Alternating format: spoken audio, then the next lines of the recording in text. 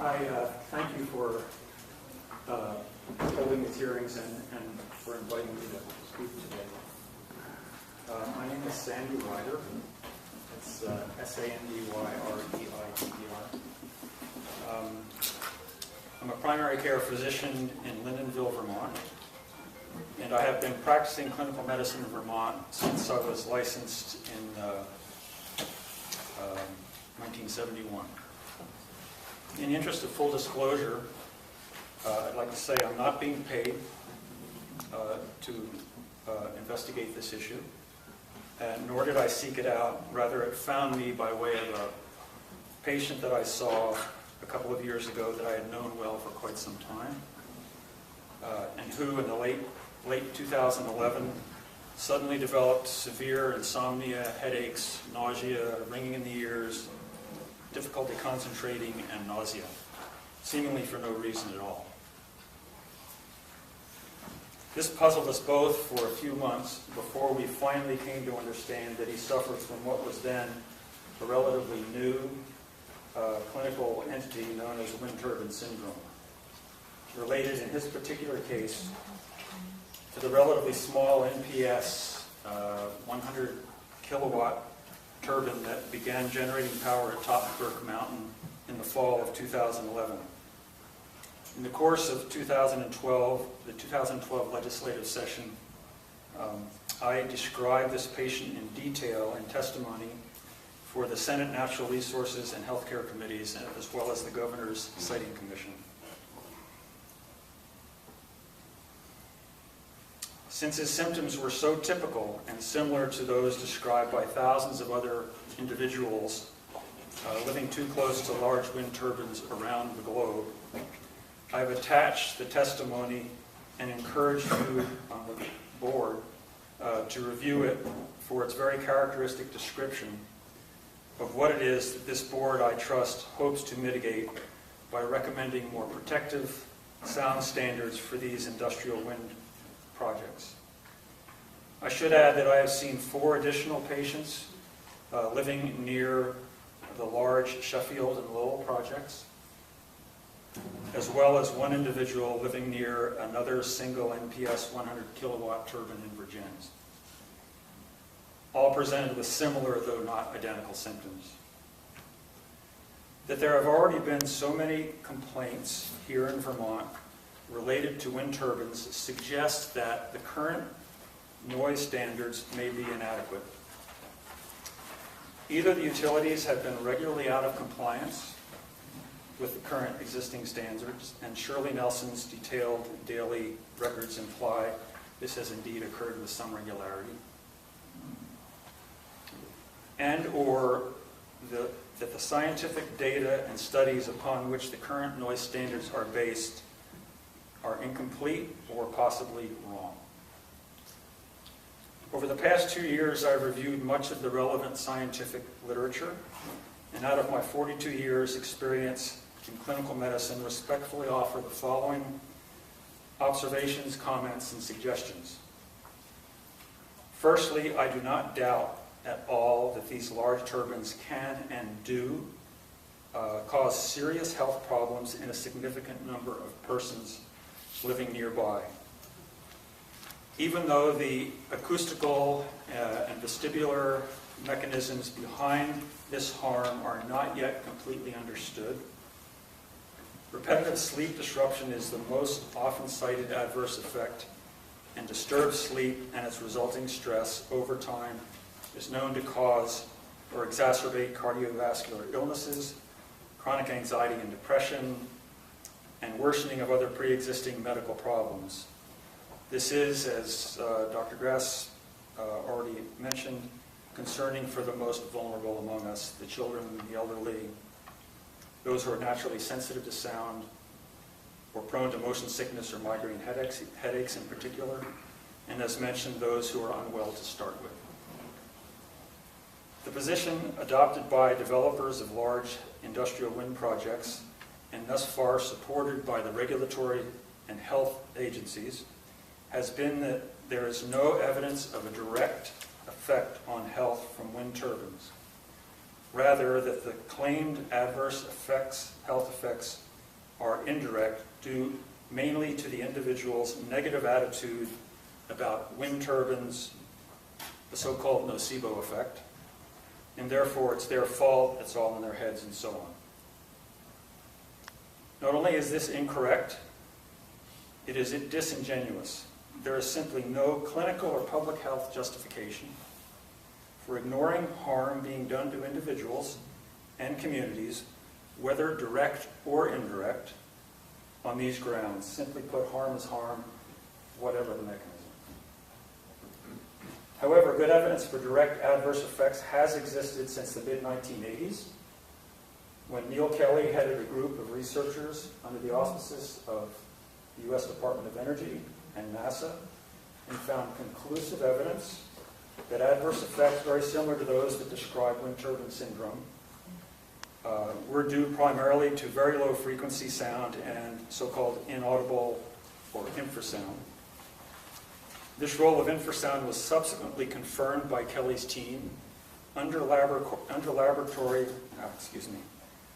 controlled laboratory conditions, and resulted in a complete redesign of turbines from the downwind trestle-mounted turbines to today's upwind-mounted turbines on a single large tower. Furthermore, he recommended protective maximum levels of this low-frequency sound. I won't repeat those, but they're written in the hard copy and also on the digital version I submitted to the board, although I didn't copy it here. It's worth noting that very often infrasound levels are higher inside a building than outside, the structure acting as a resonating chamber or amplifying the lower vibrational frequencies. Thus, measurements for low-frequency sound should be made inside the structure as well as outside. Also, low-frequency sound levels are not only building design and geometry specific, but also site-specific, as has already been mentioned, especially in a place like Vermont, where the topography and climatic conditions are so variable. There may be unacceptable indoor infrasound levels in one home, while another home over the hill may have low or undetectable levels. The wind industry's assertion that the Kelly study is irrelevant and that infrasound levels are negligible with the current newer design and may therefore be ignored is not well-founded. And more recent evidence confirms this. And there's several studies that are included in my bibliography and in the text here that you can read. The aforementioned studies were performed by independent professional acousticians not connected to the wind industry. Incidentally, the severely affected patient described in my 2012 testimonies never did perceive any audible noise, ever, from the turbine. And this is typical. The sound is often more felt than heard.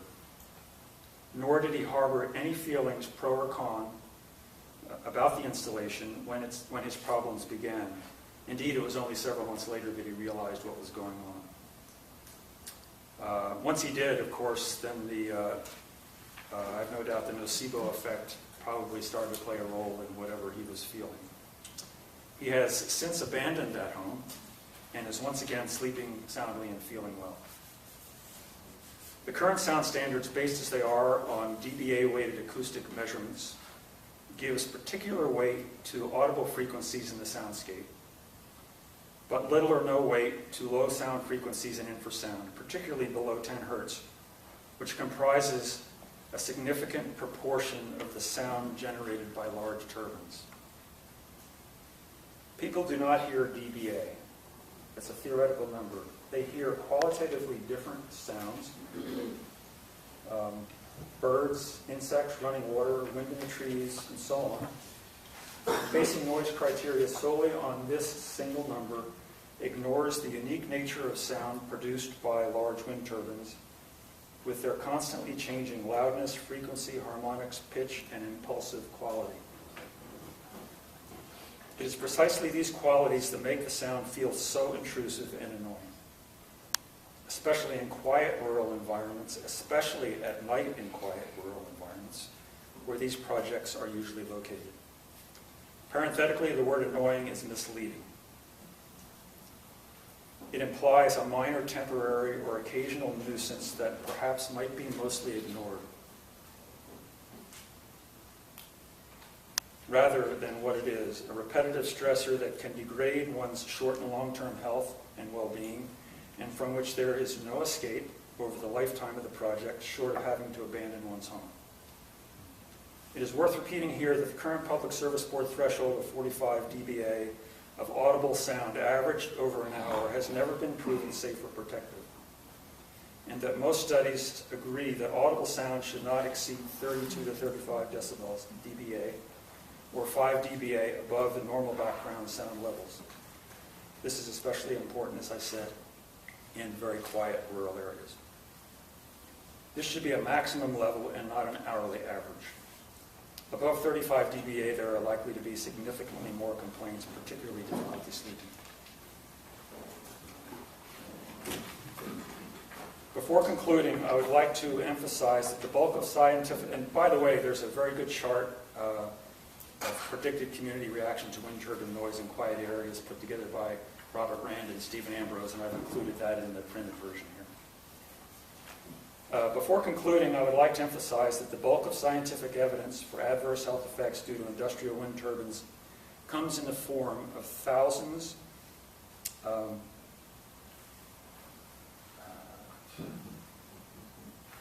of case reports like the patient I described. One or two sporadic anecdotal cases can legitimately be viewed with a wait-and-see skepticism, but not thousands where the symptoms are so similar, along with the ease of observing exposure and measuring outcomes, wherever these projects have been built. I agree with epidemiologist Carl Phillips, who said that these case reports taken together offer the most compelling scientific evidence of serious harm. Just because the prevailing models have failed to explain observed adverse health effects does not mean they do not exist. And as he succinctly, though in my opinion a bit too harshly, concludes, the attempts to deny the evidence cannot be seen as honest scientific disagreement and represent either gross incompetence or intentional bias.